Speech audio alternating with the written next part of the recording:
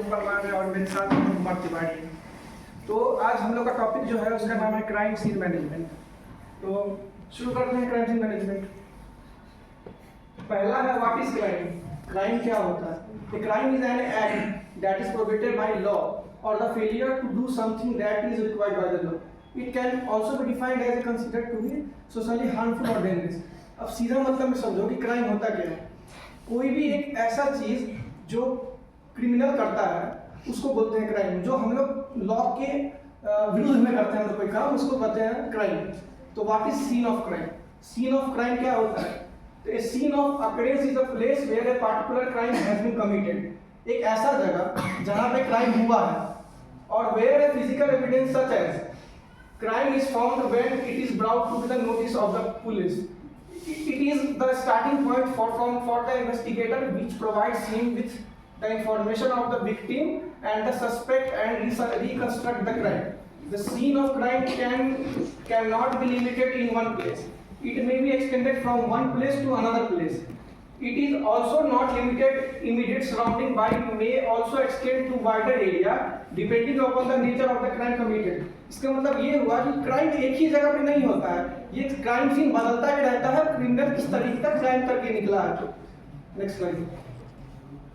अब the investigator is the person who is very important at the scene of crime. Is also known as the crime scene investigator. तो जो उस जगह का crime scene investigate करता है उसको क्राइम सीन इन्वेस्टिगेटर कहते हैं। The investigator should possess the knowledge and the skill to preserve and possess the evidence available at the scene of the crime. Investigators should learn, recognize, identify, preserve and collect items of the physical evidence. वो उस जगह का हर एक proof को अपने साथ जमा करता है जो भी उस जगह क्राइम हुआ है। अगर वहाँ मर्डर हुआ है तो वहाँ जो भी मर्डर वेपन होगा उसको वो अपने साथ सबमिट करेगा और उसको वहाँ से लेबोरेटरी भेजता है। तो classification of the crime scene क्या क्या होता है? Based on the place where the crime is committed, जहाँ पे क्राइम हुआ है। Crime scene is classified into 3 types: indoor crime, outdoor crime और मोबाइल क्राइम सीन। पहला है हमारा इंडोर क्राइम सीन। नेक्स्ट।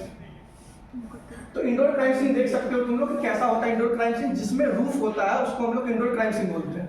तो the crime is committed in the house और the place surrounded by the walls, लिखा हुआ है इसमें, is called indoor crime scene. इसमें जहां जो भी हो, रेप हो, होमिसाइड हो, हाउस ब्रेकिंग हो, रॉबरी हो, etcetera are the examples of indoor crime scenes.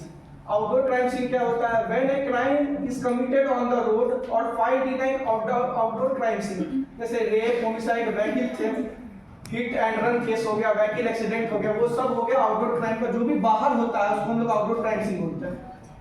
Mobile crime scene अब आगे हम प्रतिवाद एक्सप्लेन करेंगे। Mobile crime scene. The mobility of crime scene evidence occurs here. The scene where crime is committed and the scene where the evidence they are found are different. In compact crime scene like burglary, house breaking, theft, etc.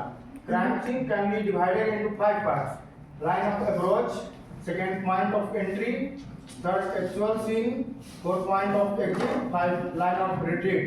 Next. Basic principle: the golden principle of exchange.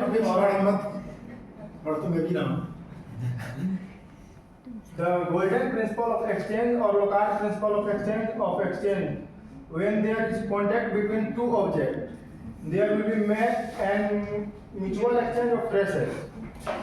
General procedure of crime investigation: barricading the crime scene, placing of compass, gathering information from witness. Crime scene photography, rough sketch, searching the crime scene, searching from micro evidences, neat and sketch, handling, painting and collecting of evidences.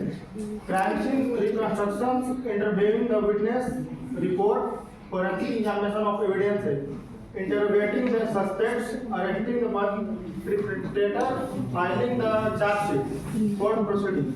Next.